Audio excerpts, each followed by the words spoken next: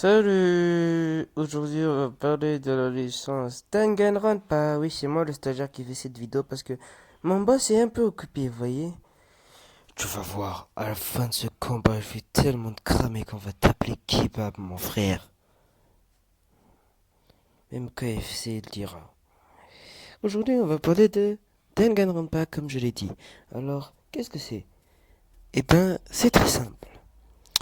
Danganronpa est l'histoire de Makoto Naegi, un étudiant qui est désigné comme le chanceux ultime, étant donné qu'il a réussi un concours pour les humains lambda d'entrer à l'Obspeak Academy, parce que normalement tu es censé avoir un talent, mais il recrute un humain lambda qui sera le chanceux ultime via un concours du coup.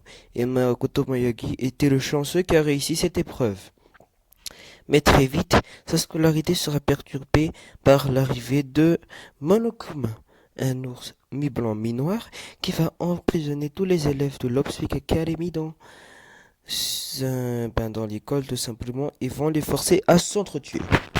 Pour ça, il va donner des mobiles, des motifs et du coup, il va forcer les élèves à se tuer. Il va créer des tensions entre eux. Il va mettre leur amitié à rude épreuve. C'est assez intéressant et c'est un personnage assez antipathique, drôle et bizarre en quelque sorte. Et si on parlait des autres élèves, alors pour ne citer que ces cinq-là, on a Aoi la free fragile, Byakuya le végétal service, le sportif, le con, la nerd et la psychopathe. Makoto lui est juste un cliché sur pattes aussi. Le cliché du héros timide, gentillet, mais très timide, qui a du mal à s'intégrer, qui finit par devenir le leader d'une société. Oui, c'est genre je vois, vous voyez un peu de quel type de héros je veux parler. Makoto est un héros normal. Mais il est intéressant de noter que malgré le fait que Danganronpa utilise les clichés habituels, ben il le fait bien, du coup ça dérange pas tant que ça.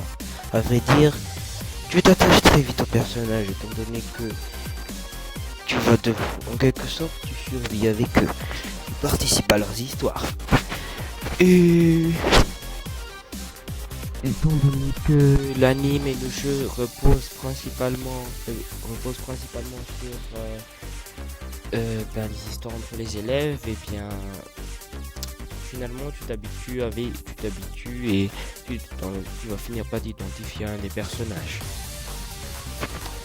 Parce que oui, Danganronpa, malgré le fait que c'est un jeu très très long, je le reconnais, et ben c'est un jeu aussi très très cool.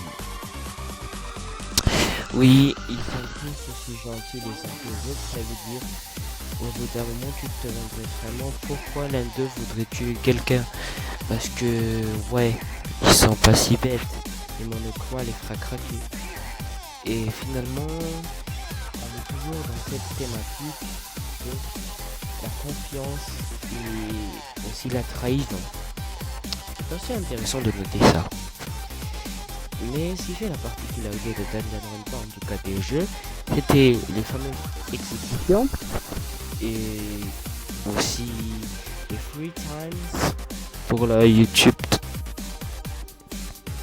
Plus important, le procès de classe. Dans un procès de classe, là on va pas lancer en mode gameplay du jeu.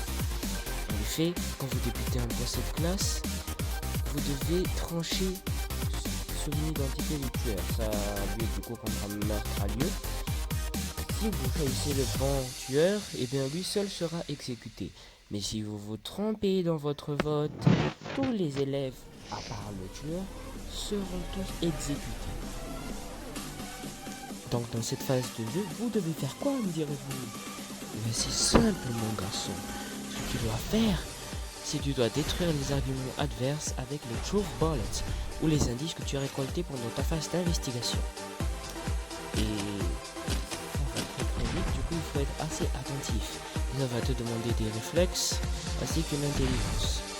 Il y a cette principale mini-jeu, mais tu peux aussi trouver des réponses à des questions, tout trouver les pièces à conviction et tu dois également révéler l'identité du tueur. Et pour finir, tu dois éclater la vérité au grand jour, quoi.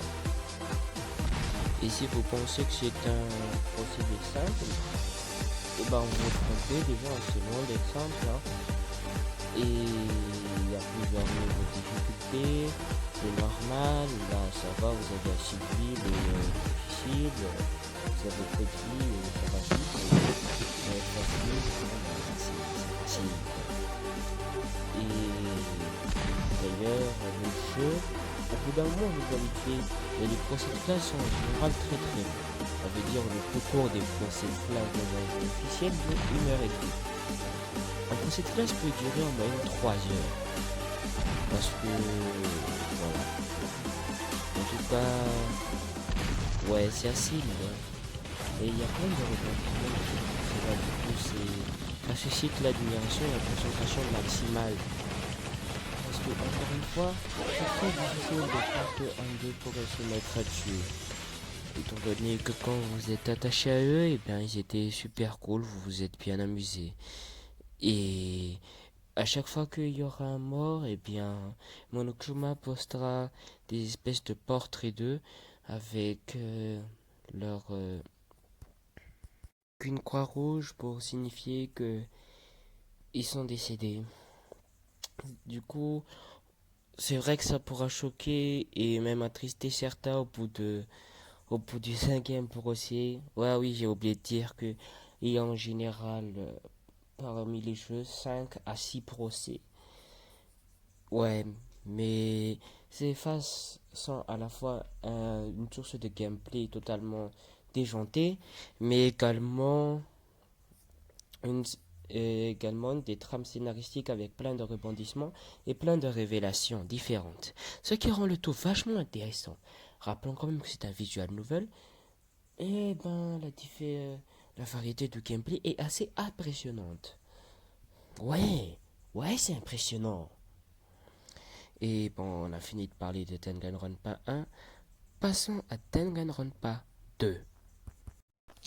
Alors, après cet incident, les Upspeak Academy a renforcé sa sécurité et les étudiants peuvent pleinement profiter d'un cadre professionnel.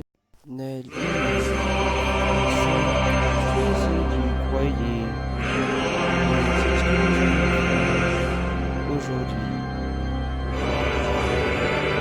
Donc, voilà l'histoire des étudiants de la Upspeak Academy. D'abord capturés par Monomi qui les forcera à s'aimer, ce qui n'est pas mal en soi, arrivera Monokuma, ce qui entraînera une bataille vraiment épique. Enfin,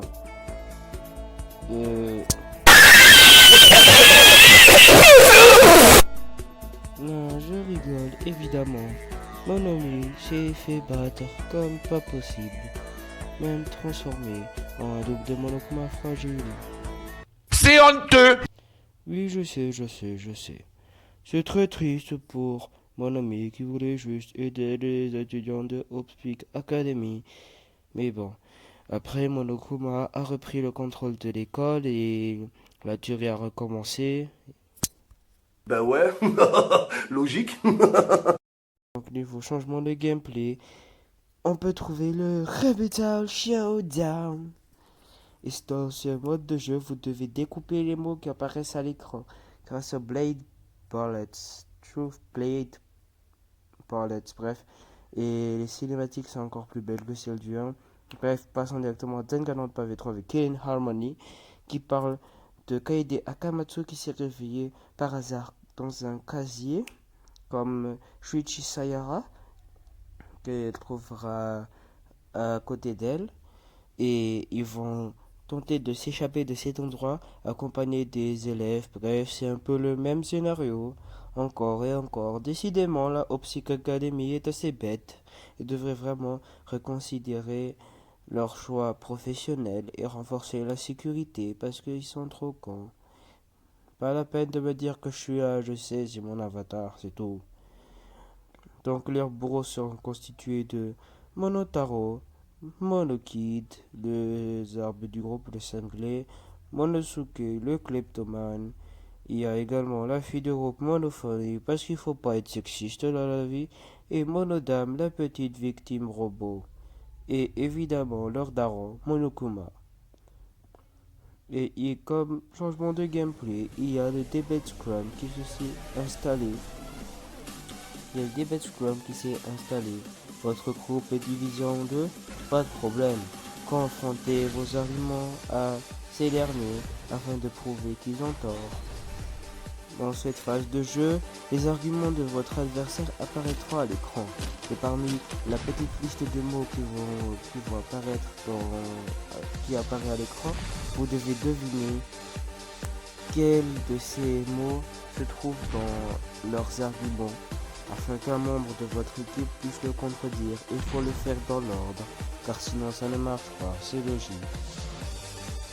C'est très intéressant et c'est très captivant, mais assez difficile dans le sens où on ne sait jamais si ça se trouve où le mot. Ça peut juste aider juste bien réfléchir et bien regarder l'argument de votre adversaire. Cela peut durer entre 2 ou 3 minutes, mais cela vous requiert une attention exceptionnelle. Et sinon, au niveau de l'histoire, ils utilisent toujours des stéréotypes, mais cela commence à se gâter parce que, à vrai dire, ce sont des stéréotypes, mais pas trop. Genre, ce sont des stéréotypes qui se moquent de leurs stéréotypes. Je sais pas si vous voyez le type. Et maintenant, je vais vous apporter un point scénaristique des Danganronpa en général. Les similitudes. En effet, beaucoup de points communs se remarquent parmi les œuvres présentées, que ce soit surtout au niveau des jeux en général. Et comme par exemple, je vais citer des motifs de Monokuma, qui sont souvent des menaces de mort, un changement d'environnement, la menace de révéler un secret ou une récompense. Mais pour que ça ne se remarque pas trop, ils les font dans un ordre différent. Afin qu'on ne réécrit pas la supercherie trop vite. Exemple, dans Danganronpa 1, il y a tout sauf le changement d'environnement. Mais normal, c'était le début, il ne pouvait pas faire un truc trop exceptionnel. Dans Danganronpa 2, la récompense se situe au 6e procès de classe, alors pour le premier c'est au 3e. Et dans Danganronpa 3, il n'y a aucune différence par rapport au 1 et au 2. Et ce qui est intéressant à noter avec le Danganronpa 3, c'est que c'est encore plus approfondi. Exemple, le Monokuma Spad qui en fait révèle que Kirumi est en fait une première ministre ou que Ryoma n'a pas d'amis, a perdu tous ses proches. Et cela donne une raison valable à Kirumi de vouloir survivre lors du 2e procès de classe. Et maintenant nous entrons dans la zone spoil qui va spoiler la fin du jeu. Allez, pars.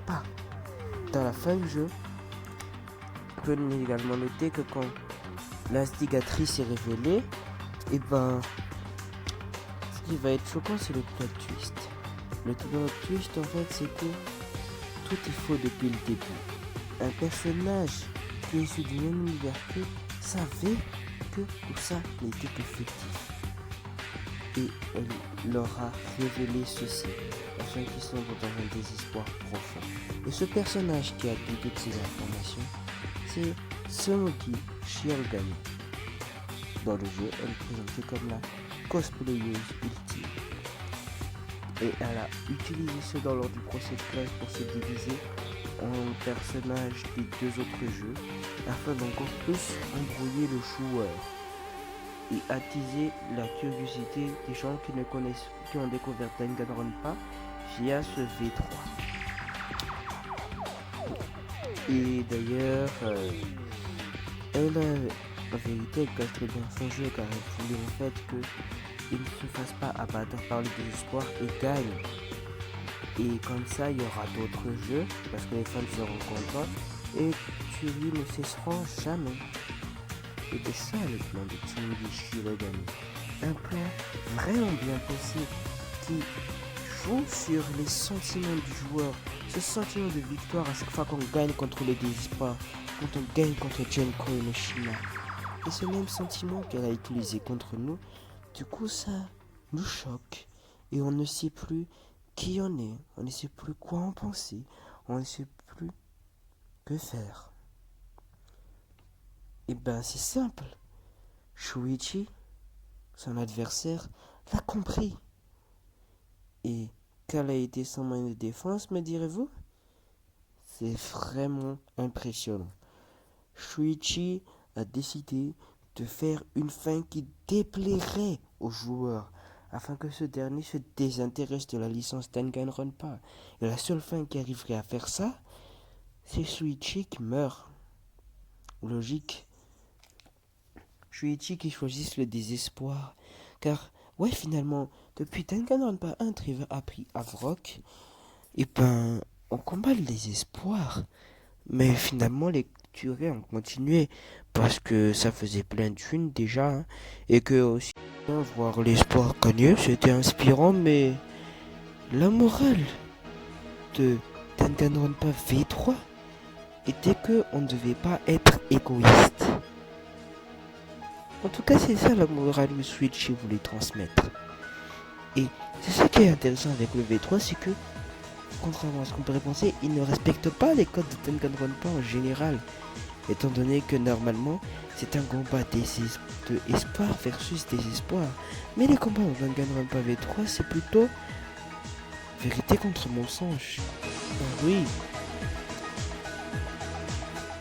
l'espoir de Danganronpa est un mensonge.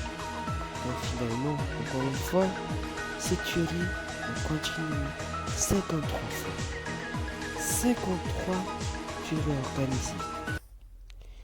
Du coup, si vous multipliez le nombre de morts que ça peut causer en général, 9 fois 54, ça fait beaucoup hein, quand même. Ça fait plus de 450 morts que cette tuerie a causé. Et c'est ça qui est assez intéressant. Même dans le titre, il y a un secret. Cette manière de retrouver les codes du jeu vidéo, on rappelle vachement Undertale. Surtout dans sa manière de reconsidérer la place du joueur. Et c'est pour ça aussi que j'aime bien ce jeu. D'ailleurs, finalement, sa révélation est choquante pour les, les étudiants tout simplement. Mais elle est logique en soi, elle est réelle, c'est vraiment la réalité. Genre, aucun de ces personnages n'est vraiment réel. Et le fait que l'image de Kaito et Kaede, le casting de Kaito et Kaede, finalement, c'est juste une métaphore. Enfin, selon moi, c'est juste une métaphore de ce qui se passe réellement. Et ça pourrait représenter des membres du casting, ou tout simplement des phrases que les comédiens disent pour s'entraîner. Mais c'était une métaphore pour dire que le personnage de la réalité et le personnage du jeu sont totalement différents. Que Kaede pourrait en fait être une personne méchante, pareil pour Momota, ça pourrait être juste quelqu'un intéressé par l'argent. Parce qu'au final, ce sont juste des comédiens qui jouent une pièce de théâtre, mais avec des vraies vies en jeu. Et c'est ça qui est impressionnant, c'est que ils ont réussi à en même temps mettre en cause remettre en cause la happy end et les attentes des joueurs, comme l'a fait Shuichi Sayara, en montrant à quel point la happy end pourrait être néfaste, car elle pourrait entraîner des tueries incessantes, mais également Kaede Akamatsu, qui a déconstruit l'idée que le joueur peut tout contrôler et que sa manière de penser était la manière de penser de Kaede, car en effet, malgré le fait que c'est le héros au début de l'histoire, plutôt l'héroïne, du coup, elle a fini par commettre un meurtre qui n'a été jamais commandité par le joueur, mais qui a été commandité par sa propre personne. Mais également, ça déconstruit le fait que les personnages ne connaissent pas le quatrième mur parce que oui, Koki Shioma et Kaito Momota avaient conscience du quatrième mur et Rantaro Hanami déconstruit aussi le fait que quelqu'un déconstruit aussi le fait que les personnes mystérieuses auraient pu être l'instigateur parce que oui, c'était un code de Danganronpa, les gens, vous savez, un peu trop souriants, des trucs comme ça. En général, de Danganronpa, c'était des méchants. Kibo aussi, dans le sens où c'est censé être vous, mais genre, le plot twist avec Kibo, c'est que finalement, cette happy end qui te fait nous déplaire a fini par nous plaire et on les a laissés tranquilles. Et Tsumugi, avec sa conscience, hein, vous avez compris, Monokuma également, parce que la pensée de Tsumugi, et les Monokumers aussi, qui finalement, je pense qu'elles représentent hein, la conscience des élèves, tout simplement. Et voilà.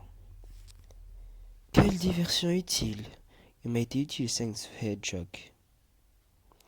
Bon, maintenant, ben, il est temps de détruire enfin cette chaîne. Ah, j'attendais ce moment depuis déjà si longtemps. Je vais enfin pouvoir me venger. Vous êtes pas leur jeu? Dégage de là, stagiaire. Sinon tu vas passer un sale quart d'heure. Non, je vais pas dégager. Peu importe si t'aimes pas. Tss, tss. De toute manière, votre chaîne c'est nul, c'est de la merde. C'est de la merde, je vous dis. C'est de la merde. Pourquoi notre chaîne c'est de la merde? Parce que vous faites pas du Fortnite, du Roblox, vous faites pas du gaming, vous faites pas des storytime. Ouais, vous êtes trop dépassé, vous. Ouais, vous êtes trop dépassé. C'est pour ça que vous avez jamais aucun abonné. Objection! On a déjà traité de Fortnite, on a juste dit que c'était surcoté, mais c'est vrai que le jeu est bien. Mais moi et mon patron aimons bien les mangas aussi, et nous voulons partager notre passion. Et nous n'avons pas le matériel nécessaire pour faire un let's play.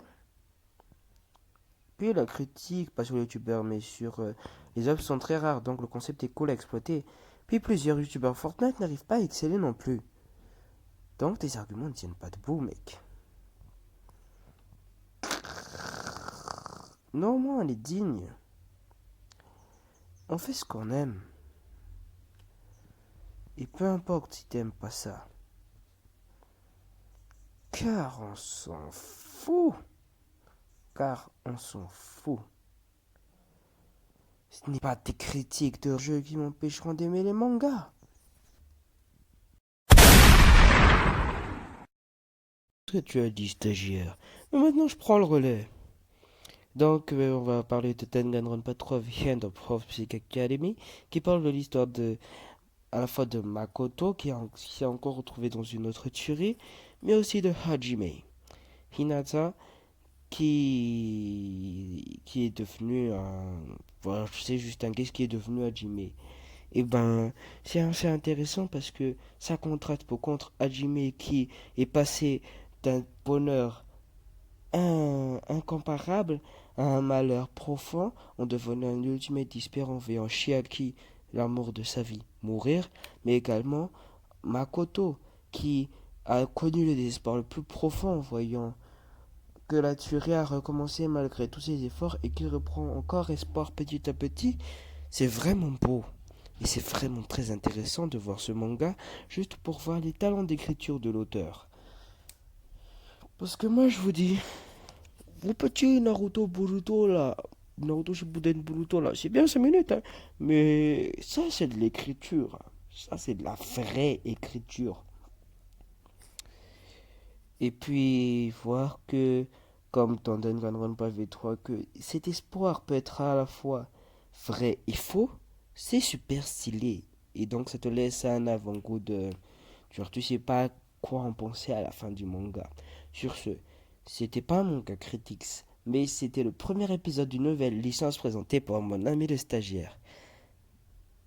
J'ai nommé Cette chronique, je l'ai nommée Licence. Joyeux Halloween.